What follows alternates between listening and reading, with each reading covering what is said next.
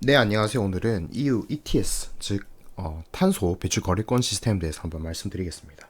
자, 유럽연합은 이제 오래전부터 경제 성장과 기후 변화를 동시에 이제 잡겠다는 목표로 많은 정책들을 개발을 해왔습니다. 여기서 가장 중요한 파트가 무엇이었냐면 정부뿐만이 아니라 기업들도 친환경적으로 투자를 하도록 유도해서 이 친환경 사업에서 기업들이 손실을 발생하는 것만큼 어떻다 일자리와 성장도 이뤄낼 수 있게 하겠다라는 것이 EU의 목표였습니다. 그래서 EU가 이렇게 2050년까지 이루어내야 할 긴 이런 로드맵을 준비하면서 핵심적인 부분으로 뽑혔다는 것이 바로 EU ETS 시스템입니다. 그리고 EU ETS 시스템이 결국에는 진행이 되면서 이렇게 온실가스 배출량은 줄었지만 GDP는 늘어가는 이런 경제 성장과 탄소 배출 감소를 동시에 이뤄낸 디커플링이 발생했고 그 영향은 우리가 이 배출 국가별 배출량에서 볼 수가 있는데 중국하고 이렇게 미국의 가장 많은 걸 차지한 반면 유럽은 점차적으로 좀 낮아진 모습을 보여주면서 어쨌든 저쨌든 간에 지금 우리가 가지고 있는 옵션 중에서는 그저 가장 성공적이었다고 볼 수가 있습니다. 자, 이 방식의 핵심은 바로 자유시장 경제를 추구하는 이유의 아주 정치적인 스탠스에서 비롯된 시장에서 거래하는 방식이 되겠습니다. 그래서 여기서 배출량을 규제를 하는 방식이 어느 룰을 따르냐 하면 일단은 교토 의정서하고 도하 의정서 상에 우리가 탄소 배출량 제한을 따르는데 그 따르는 방식을 컴플라이언스 하는 것이 바로 뭐다? 시장에서 거래하는 방식이다. 그래서 ETS는 에미션 트레이딩 시스템의 약자가 되겠습니다. 자, 그래서 어쨌든 97년에 교토 의정서가 비준되고 나서 2005년부터 베타 테스트가 들어갔고 지금은 2005년부터 2007년 페이스 1, 2008년부터 2012년 페이스 2, 2013년부터 2020년 페이스 3, 그리고 이제부터는 2021년부터는 영구히 지속되는 페이스 4 단계에 들어갔습니다. 그래서 어떻게 된다? 기존에는 연간 1.74%의 탄소 배출량을 매년 까내려갔는데 이제는 2.2%의 탄소 배출량을 매년 줄이는 그런 목적으로 진행되는 것이 바로 EU ETS입니다. 그래서 EU 회원국의 총 한도는 이 정도 되죠. 굉장히 많습니다. 약 1조 통? 그 정도 되는 것 같아요. 그 중에서 1%의 예비용 MSR, Market Stability Reserve를 빼놓고 여러분들 이 양을 어떻게 한다? 회원국의 이제 산업 구조와 그런 기존의 2005년에 쟀습니다. 2005년 어떤 걸 쟀냐? 지금 이 상태에서 우리 EU 국가들이 얼마나 각 국가에 얼마나 많은 탄소 배출 시설이 있는지 그걸 조사해서 그 비율대로 나누게 됩니다. 그래서 독일이 22%, 이탈리아 10%, 스페인 9%, 프랑스 6% 이렇게 보이시는데 지금 이 동유럽 국가들 같은 경우는 자기 GDP보다 많은 탄소 배출권을 이렇게 부여받은 걸 보실 수가 있을 거예요. 이것은 어떻게 한다? 이 개도국이기 때문에 어느 정도 특혜를 준 것이라고 생각을 하시면 됩니다. 어쨌든 좀 많이 주긴 했지만 이 나라들도 다 캡이 있고 그 받은 이 배출권을 회사에 경매를 일단 붙여가지고 어떻게 된다? 그 나온 이익으로다가 70% 정도는 환경과 이후 또 온실가스 배출 저감을 위한 이런 여러 가지 사업에 투자하는 것이 바로 요 ETS 시스템의 골자라고 보시면 됩니다. 그래서 원칙상 모든 이런 배출권 이런 식으로 거래가 되게 되죠. 자, 어떤 식으로 거래가 되느냐? 바로 요렇게 우리가 이렇게 주식처럼 막 사고 파는 건 두 번째 시장이고요. 일단 첫 번째 시장에서는 우리가 주식이 3시 30분에 그죠? 3시 30분에 동시 호가를 찍을 때하고 거의 비슷한 시스템이라고 보시면 됩니다. 자, 그래서 사람들이 사고 싶은 가격에 이렇게 막 입찰을 넣으면은 오늘 뭐 예를 들면 1000개를 이제 푼다라고 했을 때 어떻게 된다? 먼저 200개 빠지고 400개 빠지고 그 다음에 남은 600개는 이제 여기서 600개 됐으 여기는 400개만 남겠죠. 그러면 여기서 그죠 랜덤으로 부여를 하게 됩니다. 그래서 어떻게 된다? 결국 15유로에 200개 가져가는 사람이 나오는 게 아니고 모두 13유로에 1000개를 가져가는 그런 시스템이다. 그래서 굉장히 조금 모르겠지만 알 것도 같은 그런 시스템으로 돌아가고 있습니다. 자, 그래서 이 경매 시스템에서 어떻게 된다? 참가자들은 입찰을 못 보지만 또 미달에는 경매가 취소돼 가지고 다음 경매 2월에는 뭐 그런 형태를 가지고 있기 때문에 조금 이 참여자들이 좀 안정된 가격으로 어느 정도 배출권을 가져갈 수 있도록 하는 제도라고 보시면 됩니다. 자, 근데 이런 골자의 제도에서 자, 문제가 되는 것이 무엇이 되냐? 특정 업체들 그리고 특정 기업들은 자기의 이익보다 탄소 배출량이 월등하게 많은 업종들이 있습니다. 자, 이런 업종들의 경우 이런 식으로 모든 탄소 배출권을 유럽연합에서 경매를 하게 되면 이익을 낼 수가 없게 되겠죠. 왜냐하면 나는 100만원 벌라고, 그죠? 100만원 버는데, 한 100톤을 쓰는데 이게 1톤에 뭐 10만원씩 받아버리면 어떻게 될까요? 돈이 하나도 안 남는 거죠. 그러니까 영업을 안 해야 되는 겁니다. 왜? 영업을 해서 버는 이익보다 탄소 배출권을 사는데 쓰는 돈이 더 많기 때문에. 자, 그러면 어떻게 된다? EU 내부에서 회사가 빠지고, 그러면 결국 직장이 빠지고, 그러면은 EU 경제가 내려가죠. 그러니까 첫 번째 우리가 생각했던 이 이유, 경제 성장과 기후 변화를 동시에 잡는 이 목적이 성취가 안 되는 겁니다. 그래서 그 일은 오히려 중국으로 가서 기존의 유럽에서 생산한 것보다 어떻게 된다? 더 온실가스 더 많이 배출하고 또 운송도 하니까 더 비싸지고, 그죠? 소비자의 효익도 줄어들고 어떻게 된다?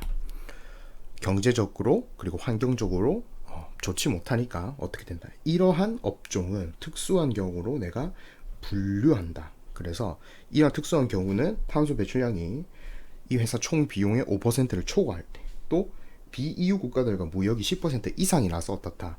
이러한 탄소 값을 내지 않는 이 기업들하고 세계 시장에서 경쟁할 때 굉장히 불리하겠죠. 그러면 어떻게 한다? 이 기업들에게는 특혜를 주겠다. 특혜를 주는데 어떤 특혜냐? 너희들은 여기서 면제야. 이 특혜가 아닙니다. 어떤 특혜냐면 경매 진행을 하지 않고 유럽연합에서 공짜로, 너희들은 경매를 하는 게 아니고 너희들은 공짜로 우리가 줄 테니까 기존에서 배출하던 온실가스 양 이상 넘어가지 마 라는 룰을 정한 겁니다. 그래서 그거를 우리가 free allowance라고 하고, 여기서도 또 나뉩니다. 경쟁이 심하고 탄소 배출량이 많은 거는 100% 다 지원을 해주고요. 경쟁이 별로 심하지 않고 탄소 배출량이 많지 않은 업종 같은 경우는 30%만 주는데, 30%만 주는 업종은 2020년도 6년까지 단계적으로 폐지를 합니다. 그래서 점차적으로 이 지원해주는 이 온실가스 진행 이 배출권이 줄어들어요. 그러면 이 회사들한테 어떤 시그널을 보내는 거냐? 지금은 우리가 약간 유예를 해줬는데 이게 없어질 거니까 너희들 빨리 친환경 투자해라는 것을 얘기를 하고 있는 겁니다. 자, 그래서 이 계산량은 어떻다? 2005년에서 2008년 또는 2009년에서 2010년에 내가 발산한 온실가스 수치로 이 양을 주게 되는 거예요. 근데 어떤 게 포함된다? 이 회사들도 역시 까내려가는 거는 포함되는 거예요. 그래서 이번에 그저 100을 받았다면 내년에는 2.2를 깎은 어떻다 97.8을 받게 되는 거. 거기서 또 2.2%를 매년 리니어하게 내려가는 것이 바로 이 특수한 경우, 즉 프리 얼라운스를 받는 이런 하이 리스크 경우입니다. 그래서 이걸 왜 한다? 바로 카본 리키지를 막기 위해서. 어떻게? 우리나라에 있는 기업이 이거 탄소권 사는 거 싫어가지고 다른 나라로 넘어가는 게 카본 리키지라고 우리가 부르는 겁니다. 그래서 해당 업종 어떻게 되는 것이냐? 바로 항공사. 항공사는 굉장히 특별한 게 이제 2015년인가요? 그때부터 어떻게 됐다? 외국 항공사도 이제 유럽에 비행기가 착륙하거나 유럽에서 이륙할 때는 거기에서 발생하는 탄소량은 EU ETS를 구매를 해야 됩니다. 물론 어떻다? 준다. 일단 주기는 주지만 추가로 배출하는 양에 대해서는 ETS권을 사야 되는 거고, 철강, 광업, 제지, 유기화학, 산업용 가스, 석유 제품이라든지 유리 도자기. 그러니까 어떻다? 세계 시장에서 이렇게 서로 경쟁하는 제조업만 되는 거예요. 제조업의 경우에는 어떻게 된다? 이게 다 포함된다. 특히 산업가스에 들어가겠지만 어쨌든 지금 EU에서 아주 절찬리 밀고 있는 수소도 포함이 됩니다. 그래서 요렇게 공짜로 나가는 업종이 전체 허가건의 57% 정도를 차지하는데, 어쨌든 점차 내려가야 한다고 EU는 주장하고 있습니다만, EU는 하나가 아니고 회원국들끼리 입장이 다르고 열심히 싸우기 때문에 어쨌든 현재 상황은 이렇고 합의된 것은 이렇다. 하지만 그죠, 방향성은 뭐다, 여기서 이쪽으로 보이는 것이 방향성이다라고 보시면 될 것 같아요. 자, 그러면 그 다음, 어쨌든 경매를 와서 따가지고 들어온 거든 공짜로 받은 것이든 탄소 거래권의 특성에 대해서 한번 말씀드릴게요. 그러면 이번에는 이 제도에 대한 말씀드렸다면, 이번에는 이 권에 대한 이야기를 해드리겠습니다. 첫 번째, 모든 배출권은 양도 양수가 가능해요. 그래서 경매로 받았던 것이든 공짜로 받았던 것이든 서로 거래 가능합니다. 업종이 달라도 상관없어요. 국경이 달라도 EU 회원국 내에서는 거래가 가능합니다. 다만 어떻다, 이탈리아 업체가 독일 가가지고 경매 참여하는 것은 불가능합니다. 이때 업체 기준은 무엇이냐, 이 회사 본사의 기준이 아니고요, 어떻다, 사업장 기준이 되겠습니다. 그래서 이 서로 배출권을 날릴 때 어떻게 하냐면은 A 공장, B 공장, C 공장인데 A 공장은 이태리에 있다. 그럼 A 공장은 이태리에 있는 거에 참여를 하는 거고요. B 공장은 어떻다, 독일에 있는 경매에 참여하는 거고요. 받는 것도 독일에 있는 공장에서 받고, C 업체는 프랑스에 있다. 그럼 프랑스에서 경매 참여하고 받는 겁니다. 그리고 A, B, C 업체는 어떻다, 서로 거래가 가능한 방식이에요. 그런 방식으로 보시면 됩니다. 자, 만기 없어요. 선물 같은 게 아닙니다. 자, 2019년에 내가 100만 톤 받았는데 92만 톤을 썼습니다. 그러면 8만 톤 남았어요. 그죠? 이거 내년에 써도 된다는 거예요. 만기가 없어요. 아니, 그러면 모아다 쓰면 되는 거 아니에요? 그렇기 때문에 어떻다, 매년 까는 제도가 있는 거예요. 매년 주는 양이 줄어들어요. EU 총량제가 있는 겁니다.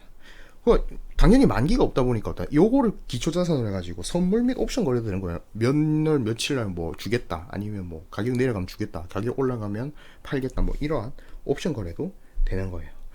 다만 측정하는데 비용이 들고 어떻다, 조금 소규모 제조업체에 대한 규제를 풀어주기 위해서 어떻다, 20메가와트급 이상만 요 ETS 제도에 포함이 되는 거고, 그 밑에 작은 소상공인들은 폐지가 된다, 해당이 되지 않는 면제 사업자입니다. 그래서 지금 이 제도 안에서 돌고 있는, 이 ETS 제도 안에서 돌고 있는 것이 지금 EU 전체 에너지 소비의 50%가 캡 상태로 움직이고 있다고 보시면 됩니다. 또 여기서 중요한 점은 그죠, 뭐 반도체라든지 가전이라든지 이렇게 전기를 많이 쓰는 업장 같은 경우는 정부가 이 경매 수익이 20% 이내에 한해가지고 필요하다고 생각될 때 자유롭게 자기 나라 회사를 전기료 같은 거는 지원을 할 수 있습니다. 자, 여기서 2023년에 어떤 것이 있다, 초과 경매분 같은 거는 이제 소각을 하기로 했습니다. 그래서 어떻다, 경매가 안 되고 이렇게 넘어가다가 내년 넘어갔는데 요거에 대해서 초과하는 경매를 원래 진행을 했었는데 그거는 없다, 그대로 소각을 한다고 보시면 될 것 같습니다. 자, 그래서 EU ETS는 어떤 결과를 불러일으켰나, 바로 EU ETS는 먼저 정부가 국채와 그린 본드를 통해 가지고 EU 전체에 먼저 요렇게 친환경 재생 가능 에너지와 뭐 효율화되는 에너지 효율성을 높이는 이런 거를 투자를 했습니다. 왜 그게 가능했냐? 첫 번째는 EU 국채는 그죠, 금리가 낮아요. 이게 마이너스 금리도 갔었습니다. 그러니까 빌려도 이자를 줄 필요가 없으니까 어떻다, 환경적으로 도움이 된다 싶으면은 마구 투자하는 거예요. 그리고 그린 본드도 또 이 국가 명의로도 발행했습니다. 거기서 제일 어떻게 본다면 제일 주도권을 가진 나라는 독일이었죠. 왜? 독일은 분투 국채가 마이너스 0.5%까지 갔으니까요. 지금 뭐다, 빌려주면 나중에 내가 이자를 받는 그런 마이너스 금리 상태였습니다. 그러니까 어떻게 됐다, 무지막지하게 투자를 해가지고 이렇게 어떤 걸 만들어냈다, 재생 가능 에너지 풀을 만들어냈고, 에너지 소비 효율을 높임으로써 지금 보시게 되면 이렇게 전체적인 에너지 효율은 굉장히 증가해서 사용량도 감소했죠. 하지만 독일의 GDP는 뭐 어느 정도 상승한 모습을 볼 수 있습니다. 그래서 독일 같은 경우가 어떻게 됐냐면 결국에는 대형 투자를 함으로써 이 국가적으로도 이 발전 단가와 설비 단가가 내려가는 모습을 보였습니다. 자, 하지만 어떻다? 돈을 너무 많이 쓰고 또 이 원자력하고 화력을 금지시키다 보니까 러시아에 좀 이제 영향력을 많이 받는다. 그러한 단점도 있고 국내적 그리고 EU 회원국 전체에서도 그러한 비판은 나오고 있습니다. 또 EU ETS를 통해서 기업들도 아까 어떻게 한다. 탄소 배출 저감과 또 경제 성장을 위해서 노력을 했기 때문에 그린 본드라는 걸 만들어냅니다. 자, 이번엔 어떻게 된다. 이 돈을 내가 친환경 사업에만 쓸게. 다른 활동에는 안 쓸게. 재생 에너지나 에너지 효율이나 생태계 보호 같은 걸로 쓸 테니까 내가 어떻게 한다? 너희들은 이렇게 좋은 의미에서 쓰는 돈이니까 일반 채권보다 이자를 좀 적게 받아라 라고 합니다. 그래서 어떻다? 외국기관에 검증을 받아가지고 이러한 그린본드가 많이 또 투하되고 또 유럽 기업들은 또 저금리에 있었으니까 어떻게 된다? 탄소 배출을 줄이면 배출권을 덜 사도 되고 그럼 남는 배출권은 팔아 넘길 수도 있으니까 어떻게 됩니까? 많이 배출하는 기업일수록 저감할 필요성이 높아진 거죠. 자, 그러다 보니까 어떻다? 이거를 많이 찍어가지고 대규모 투자를 했다. 특히 오염 사업들, 철강이라든지 뭐 소재라든지 화학일 이런 업체들이 어떻다? 온실가스 저감과 오염 저감을 위해서 굉장히 큰 투자를 했고 그렇게 만들어진 결과가 바로 어떻게 된다. 지금의 효율성 차이다. 요거는 스웨덴의 스테인레스 만드는 업체 오토쿰프 건데요. 보시게 되면 상당히 이제는 이 효율성, 이 하나 제품을 만드는데 얼마나 많은 온실가스를 배출하는지에 대한 그 정도가 심각하게 차이가 나는 것을 볼 수가 있습니다. 자, 이런 상태가 왔어요. 어떻게 된다. 똑같은 제품을 만드는데도 엄청난 온실가스 배출량 차이가 난다. 거의 어떻게 된다. 거의 뭐 4배 정도 차이가 나는 그런 모습을 보이고 있는데 왜 그러냐. 지금 여기서는 중국이 나왔죠. 중국이 어떻다. 개발도상국이라는 이유로 아까 말씀드렸던 이 교토 의정서를 지키지 않아도 되는 우리 카테고리에 들어간 거예요. 그런 나라들이 중국, 인도, 한국, 인도네시아, 브라질 등등 있습니다. 자, 그래서 이 지도를 보시게 되면 유럽, 카자흐스탄인가요? 아무튼 거기하고 호주 이 나라들을 빼면 거의 지키는 나라가 전무하다시피 하다. 특히 미국은 아예 의회에서 비준 자체가 안 됐고요. 캐나다, 러시아, 일본 같은 경우는 2012년에 까지 이제 계획된 목표는 지켰습니다. 하지만 두 번째 목표 여기서 연장하자, 더 심하게 어떻게 페이스 2 감축하자에는 동의를 못했어요. 그래서 여기까지는 어떻게 하겠는데 그 이후에 딜은 이제 거부를 한 상태가 이 교토 의정서입니다. 그래서 이 너무 빠진 사람 많다 보니까 오케이, 그러면 지금같이 이렇게 빡빡하게 하지 말고 다 같이 할 수 있는 새로운 방법, 뭐 중국 너도 들어오고 인도 너도 들어오고 한국도 들어오고 하는 우리가 흔히 이제 많이 지금 이야기가 되고 있는 거죠. 파리 기후 협약이 만들어지게 되는 거예요. 자, 그래서 어쨌든 중국하고 한국하고 인도네시아가 이렇게 약속을 하게 됩니다. 특히 중국은 신재생 에너지로 15% 정도 바꾸기로 하고 있어요. 그래서 여기서 수혜를 받는 종목들이 중국의 한어지라든지 뭐 이런 업체들이 이제 중국에서 정부의 막대한 보조금을 받고 전 세계로 태양광 패널을 뿌려대고 있는 것이 그 모습을 보이고 있는 거고요. 미국 같은 경우는 이제 트럼프 대통령이 탈퇴하기 이전에는 어떻다. 2005년의 탄소 배출량에서 25에서 28%를 2025년까지 깎아나가겠다라고 했고 2030년이 되면 어떻게 된다. 50에서 52%를 이제 빼겠다라고 말했고요. EU 같은 경우도 1990년에 40%, 일본도 2013년에 26%를 이제 절감하겠다는 말했어요. 근데 여기서 또 신흥국의 문제가 발생하는 거죠. 여기서 보시면 중국은 GDP 증가량 대비 CO2 방출량 이 증가분을 40% 줄이겠다라고 이야기했어요. 한국 같은 경우는 2030년 평시 체제보다 37% 적게 배출한다는 말을 했습니다. 그러니까 이게 무슨 말이냐면 2013년에 이만큼 배출하던 거를 이렇게 적게 배출하겠다는 말이 아니고 지금같이 우리가 이 협약 없이 그대로 발전했을 때 여기 지금 이 정도 그죠? 온실가스가 나올 거라면 어떻다. 여기서 내가 절감 노력을 해서 늘긴 늘지만 느는 기울기를 줄이겠다는 말이에요. 자, 그러니까 어떻게 됐다. 개도국이 또 만족하지 못할 만큼의 이런 딜밖에 제시를 안 해준다. 그럼 어떻게 된다. 실질적 탄소 저감은 이 나라들이 안 하고 있다.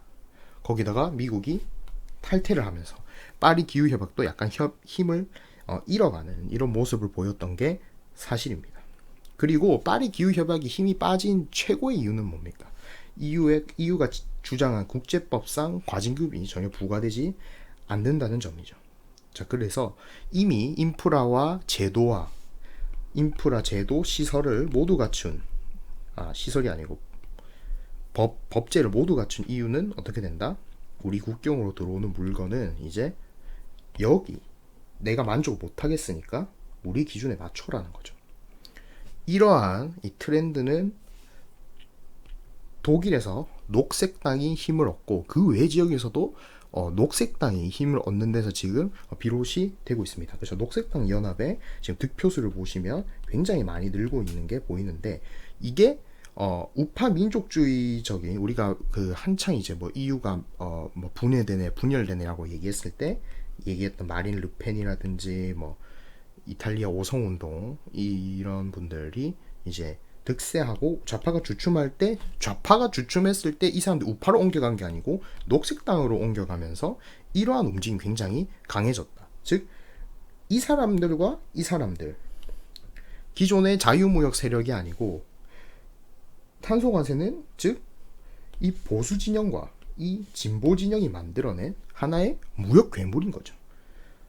이게 터진 게 어떻게 보면 트럼프와 EU가 무역 분쟁, 에어버스와 보잉 사태에서 나온 무역 분쟁이 일어나면서 어떻게 된다. 그게 더 격양됐다. 그리고 바이든 글로벌 법인세 이야기도 전혀 도움이 되지 않는 방향으로 하고 있어요. 그래서 서로 이제 막 관세를 부과하는데 어쨌든 정치는 정당성이니까 막 할 수는 없다는 거죠. 근데 여기서 어떤 거다.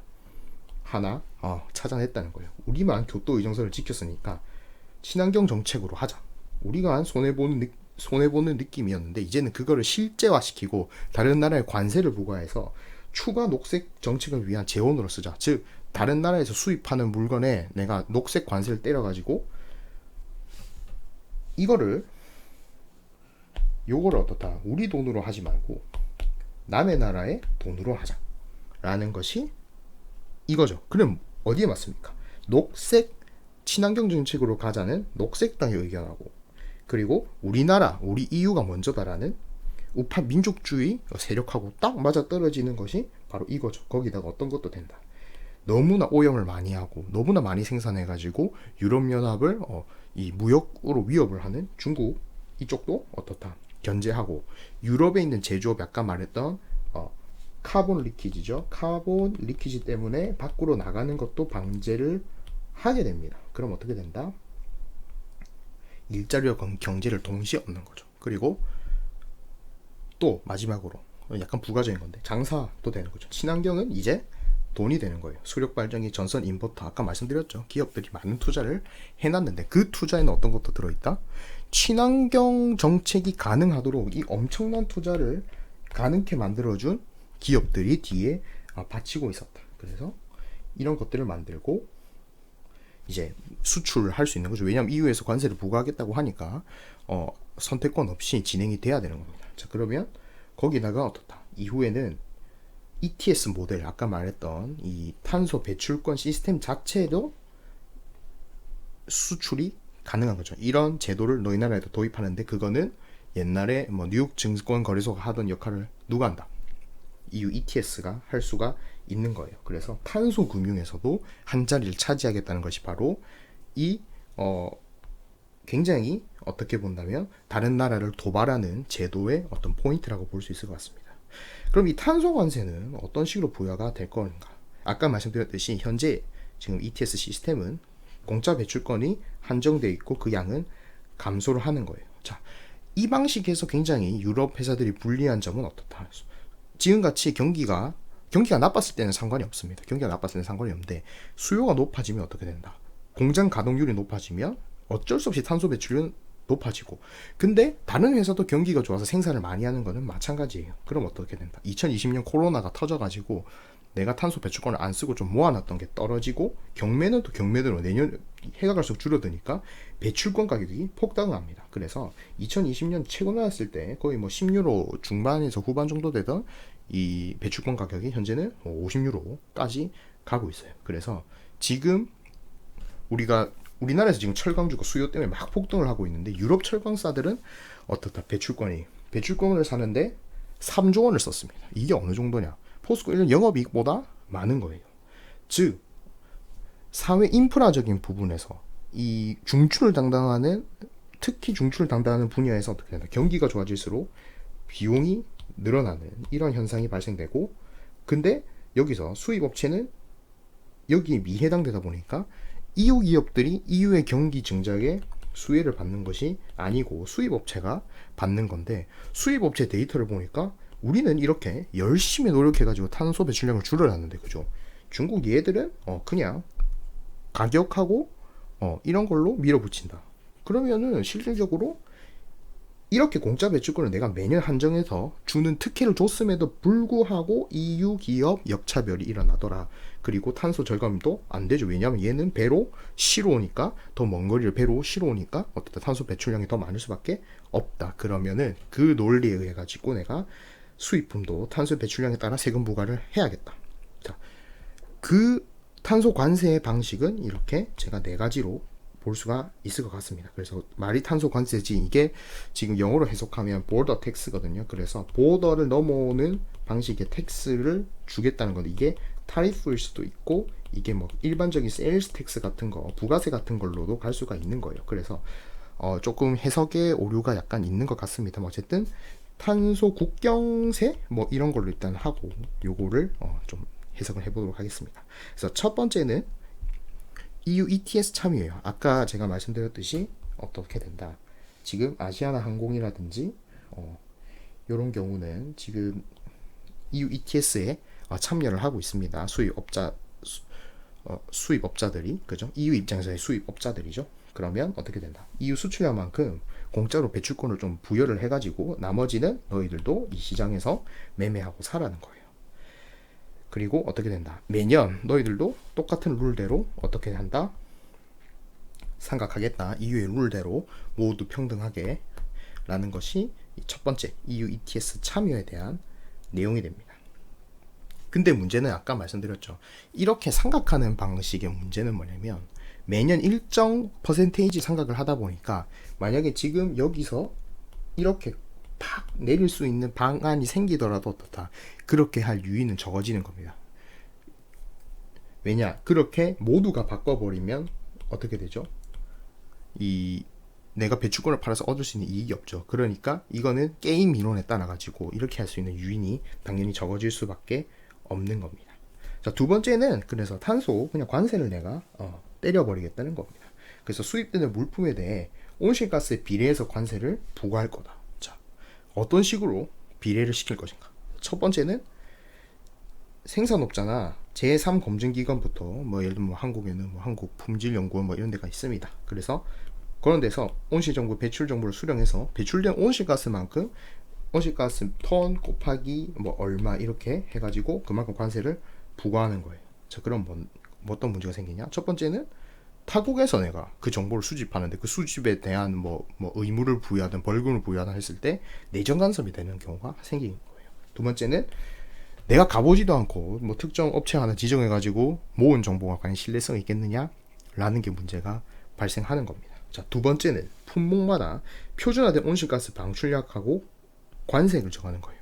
자, 예를 들면 뭐 콜라를 하나 만드는 온실가스 200g이 들어라고 내가 그냥 정합니다. 그래 200g 들었으니까 너희들은 뭐 2,000원을 내라고 합니다. 그래서 어떤 말을 안 해주는 회사는 어떻다? 그냥 너희들은 200g 방출하고 2,000원 내는 걸로 정해놨다는 거예요. 자, 근데 뭐 예를 들면은 롯데 칠성이 굉장한 친환경 공법을 마련을 해가지고 이 회사는 50g밖에 안 냈다. 그러면 어떻게 한다? 원래 2,000원 받았던 것 중에 1,500원을 돌려주는 겁니다. 그렇게 하면 어떻게 된다? 이 사람은 실질적으로 방출한 이 그 탄소량만큼만 세금을 내게 된 거죠. 하지만 이것도 뭐다? 그 방출했다는 정보 자체의 신뢰성이 문제가 될 겁니다. 자, 여기서 또 문제는 표준을 넘어서 아까 전에 200g이라고 얘기했는데 200g을 넘어서 그러면 300g 배출한 회사나 500g 배출한 회사나 그죠? 1000g 배출한 회사나 똑같이 2,000원을 내는 건 똑같단 말이에요. 그러면은 이것도 좀 안 맞지 않느냐 라고 말할 수가 있습니다. 하지만 생산 방식에 따라서 이렇게 내가 임의대로 또 야 그러면 뭐 콜라를 페트병에 넣은 거는 1,000원, 뭐 캔에 넣은 거는 500원 뭐 이렇게 하면 어떻게 된다? 생산 방식에 대한 차별이 되는 겁니다. 그것은 WTO에 따라서 금지되어 있기 때문에 그거에 대한 법적인 문제도 있습니다. 자, 세 번째는 이제 한번 2016년에 제시가 됐다가 이게 실패가 된 건데요. 수출업자들이 아까 전에 말씀드린 거는 다 수출업자들, 우리나라에서 수출하는 기업들이 이렇게 우리가 이만큼 배출했습니다 라고 자료를 주는 건데 이번에는 어떻다? 아니야, 내가 봤을 때는 팔고 있는 너희들이 다 부담하고 관리해라고는 말이 됩니다. 하지만 어떻다? 현대 서플라이 체인, 현대의 공급망은 너무나 방대하다. 그래서 추적이 힘들어요. 그리고 이 회사들이 가져야 될 사무적인 복잡성이 너무나 증가합니다. 그래서 이것은 되지 않았다. 왜? 과도한 이 로비스트들의 반대로 이건 되지 않았어요. 네 번째.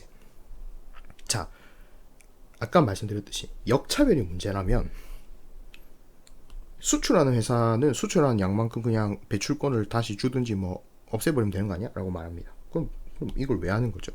전 세계적으로 내가 탄소 방출량을 줄이기 위해서 하는 건데 의미가 없는 겁니다. 그래서 이것도 조금 그렇다. 그래서 지금 가장 될 만한 것들이 1번, 2번이 되겠습니다. 자, 근데 이런 식으로 탄소 방출량에 대해서 내가 세금을 부과하면 국제법과 WTO 의미상 이 협정 위반은 항상 존재를 합니다. 자, 그래서 여기에 해당될 수 있는 게 무역 수량의 부당한 제한이라든지 원산지 차별에 대한 이슈가 항상 있고 이거는 굉장히 WTO에서도 중요하게 생각하는 조항입니다. 그래서 요거에 대해서 걸릴 수가 있다는 거는 또 굉장히 요거에 대해 안 될 수 있다는 부정적인 입장인데 WTO 이제 국제통상규범 GATT이라고 General Agreement Tariff and Trade에 보시면 20조 이 XX라고 되어 있는데 어쨌든 일반적인 예외가 있습니다. General Exception이죠. 여기서 인간 및 동식물의 건강을 위하면 즉 헬스 앤 세이프티 이슈에서 저촉이 되면 예외인데 탄소 배출해가지고 막 물이 넘쳐서 사람하고 동식물 죽을 거야 이렇게 주장은 해볼 수가 있다는 거죠. 그러니까 어떻다? 회색 지역이다. 근데 여기서 또 중요한 것이 WTO가 제재를 하기에는 어떻다? WTO 위상이 많이 떨어졌죠. 미국이 WTO를 좀 압박을 하고 또 만약에 WTO 압박이 가더라도 유럽은 어떤 입장이냐? 미국이 이전에 그죠? 아까 말씀드렸던 관세 부과 이런 걸 했을 때도 이 트럼프 시절에 유럽 벤츠라든지 그래서 BMW라든지 이런 기업들이 많은 이제 밸류 서플라이 체인 같은 거를 미국에 많이 옮겨놨습니다. 그래서 우리가 지금 목도하고 있는 것이 바로 BMW, SUV, X 시리즈, X5, X7, X3 이런 것들이 미국 공장에서 싹 다 생산이 된 건데 어쨌든 많은 내가 생산 시설을 미국으로 이전을 했으니까 내 입장에서는 별로 피해 볼 게 없지 않나 이러한 마인드도 들어있는 것이 바로 이 지금 현재 EU가 이렇게 강하게 이야기하고 있는 이유가 됩니다. 자, 그래서 탄소 관세 도입에 대해서 미국은 굉장히 미국 말고 이제 이 문제에 대해서 사실 발언권을 가진 나라가 많이 없죠. 그래서 지금 바이든 대통령이 환경 특사인 존 케리가 유럽을 이제 방문해가지고 기후 특사로서 갔습니다. 그래서 무역 협정 위반이고 이건 최후의 정책으로 써야지 이거를 전 세계의 무역 파트너를 대상으로 들이대는 건 이건 적절하지 않다. 이거는 우리가 문제 제기할 거야라고 이야기했지만 어떻다? EU 기후 정책 책임자가 가차없이 관세 부과를 하겠다라는 말을 했습니다. 왜 그러냐? 이 문제에 대해 가지고는 회원사들의 각 국가에 있는 이 생산업체들의 로비가 굉장히 심하고 그리고 어차피 EU 바깥과 싸우는 거기 때문에 사실상 어떻다. 이거에 대해서 반대할 세력이 그다지 많지는 않은 거예요. 그래서 지금 이렇게 보시게 되면 특정 업종은 자신이 내는 이익보다 어떻다.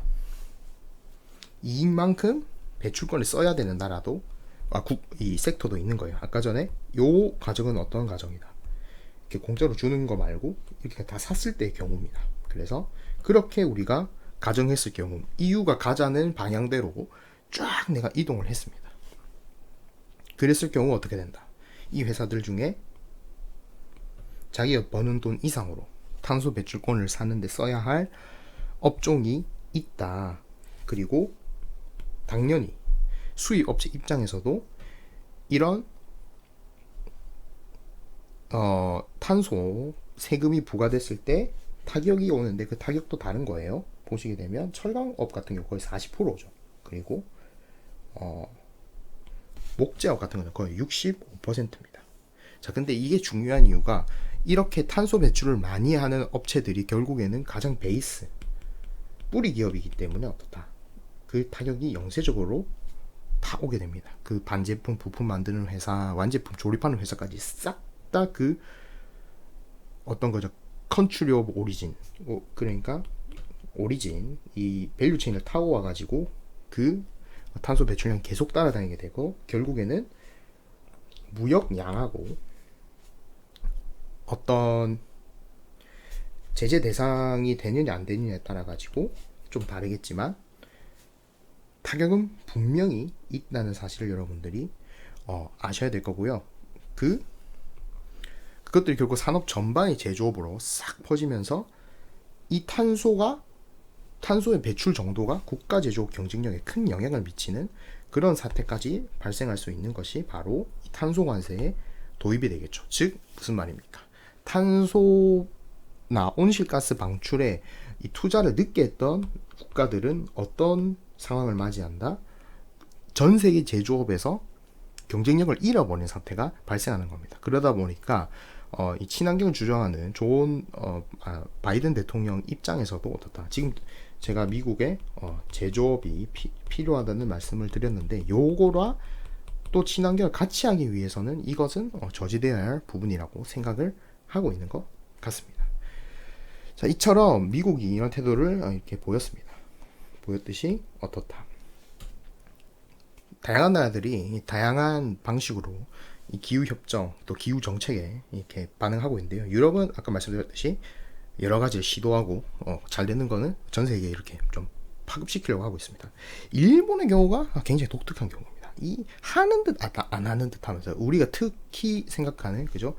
이 일본의 약간은 좀 아닌 것 같기도 하고 그런 거죠. 그래서 일단 핵심이 뭐냐? 오염 많은 산업은 개도국으로 다 뺍니다. 뭐 철강 이런 거 보시게 되면 일본은 대부분의 이 철강 중에서 오염 많은 철강 같은 경우는 다 인도네시아 뭐 이런데 주게 돼요. 그래서 그 나라들하고 투자를 하면서 서로 사이도 좋아지고 우리나라에서는 오염도 주니까 주민 행복도도 높아지고 어떻다 탄소 배출량도 줄여가면서 이런 방식으로 이 기업을 이전하는 방식을 택하고 있어요. 그리고 다양한 방식 기타 정책도 눈치를 좀 보면서 그냥 다른 선진국들 이렇게 욕하지 않을 정도만 하고 있어요. 아까 전에 교토 의정서도 보시면 그죠. 아예 비준 안 한 건 아닌데 2012년까지 하고 어쨌든 캐나다 탈퇴하고 러시아도 안 한다 그러니까 그럼 나도 안 할까 하면서 이렇게 눈치를 보면서 비난받지 않을 만큼만 하고 있고 지금 이렇게 보시면 탄소세도 굉장히 찔끔찔끔 부과를 하고 있는 모습을 보일 수 있습니다. 제가 알기로는 휘발유 1리터에 그죠? 뭐 120원인가 말도 안 되는 수치를 부여를 하고 있어요. 굉장히 작게 부여를 하고 있습니다. 근데 여기서 중요한 건 뭐다? 중국, 한국, 인도네시아, 인도 같은 개도국들은 그 개도국이니까 우리는 뭐죠? 너희들이 이전에 산업혁명하면서 뭐다? 많이 탄소를 뿌려왔잖아. 그러니까 우리는 안 줄일 거야. 우리는 경제 발전을 더 하고 줄일래? 라는 이유로 회피를 하고 있습니다. 자, 하지만 어떻다? 지금 미국이 어쨌든 패권을 이용해가지고 파리협정 탈퇴하고 뭐 파리협정 들어오더라도 어떻다? 뭐 자기가 주도권을 가지려고 하는 이런 모습이고 일본도 막 적극적으로 하는 모습은 아니지만 어쨌든 EU식 정책 이게 뭐다 대표적으로 ETS가 주류가 되고 있는 것은 맞는 거죠. 그래서 전체 탄소 배출량 중에서 2021년 되니까 20% 이상이 어쨌든 아까 말했던 캡앤트레이드 그 ETS 방식을 따르고 있는 거고, 이렇게 보시게 되면 EU 회원국에서 가장 많이 거래가 되고 있다. 한국도 아주 미약하지만 하고 있습니다. 그리고 특히 북유럽 국가들은 말도 안 되는 가격에다가 붙여놓고 거래를 하고 있기 때문에 사실상 어떻다. 이 나라 기업들은 그 다리에 추 하나 걸어놓고 뛰는 거랑 마찬가지라고 보시면 되겠습니다.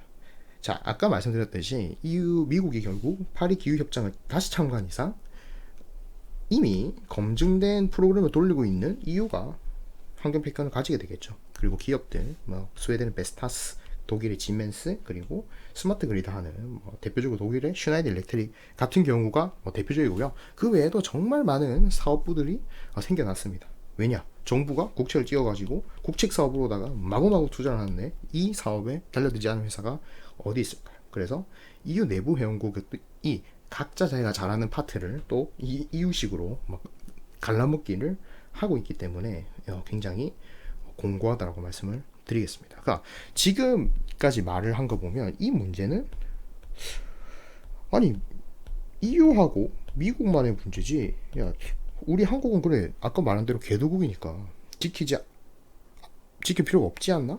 라고 말을 할 수가 있습니다. 지금 한국을 어떻게 보시게 되면 우리가 그러면 풍력 발전기도 만들고 전기차 배터리도 만들어서 우리가 선진국에 수출해서 우리는 돈을 많이 벌 거야 라고 말하지, 우리가 실제적으로 탄소를 줄여야 되는지에 대한 의논은 아직 없는 것 같습니다. 왜냐? 닥치지 않았기 때문이죠. 이런 문제들의 특징은 국내 여론과 전혀 상관없이 흘러가는 거예요. 이미 어떻다. 국제기구나 외교부, EU 외교부 같은 데서 문제를 걸기 시작하면 이게 감당이 안 되는 수준으로 펼쳐지고, 우리가 굉장히 한국이라는 국가가 기업이 아니고요. 국가가 굉장히 어떻다 불리한 상태에서 협상을 할 수밖에 없습니다. 자, 이게 이제 2019년에 우리가 있었던 ILO 협약이에요. EU와 ILO 협약입니다. 그래서 EU와 우리가 FTA를 맺을 때 ILO 비준을 우리가 협약을 하기로 했습니다. 이 시한 2022년인가 2019년까지였어요. 근데 어떻다? 안 했죠. 한국은 특수해. 공익요원도 있고 군대도 있어. 그리고 북한도 있으니까 어떻다. 우리는 물론 약속은 했어. 하지만 특수성을 인정해줘 라고 이야기했습니다. 자, 그래서 어떻게 됐다. 우리나라에서는 이렇게 신문으로 왜 이렇게 안 되는지에 대한 말도 많이 하고, 그래서 EU와 어쨌든 이렇게 여론을 만들어가면서 어떻게 됐다. EU와 협상이 그냥 안 됐습니다. 아예 진행조차 안 됐었고, 2020년 말에 EU 대표단은 성과 없이 철수해가지고 EU 거기 커미션에 가가지고 한 말이 뭐다. 그냥 FTA 자체가 좀 문제가 있는 거 아니냐, 그냥 제재를 해야 되는 거다, 이런 얘기까지 나올 정도로 굉장히 분위기가 안 좋았습니다. 그러다 보니까 어떻게 된다. 결국에는 우리나라가 이러한 외교적인 협박에 이기지 못해가지고 그냥 불리한 상태에서 협약을 맺게 되었죠. 그래서 이거는 크게 뉴스도 되지 않았어요. 싸울 때는 굉장히 큰 뉴스가 됐었는데 싸우고 나니까 큰 뉴스가 안 됐습니다. 자, 이렇게 보시게 되면 어떻다. 그냥 조용하게 통과가 되는 거예요. 근데 그로 인한 효과는 엄청난 겁니다. 자, 그리고 어떻다. 한국이 이제는 개도국이라는 핑계는 못 대죠. 왜? 일본하고 GDP가 비슷해졌으니까, 우리가 그렇게 자랑하는 일본하고 GDP가 비슷해진 상태이기 때문에 개도국 핑계를 댄기에는 좀 그래요. 그리고 어떻게 된다. 이런 식으로 하다가는 또 어떻다.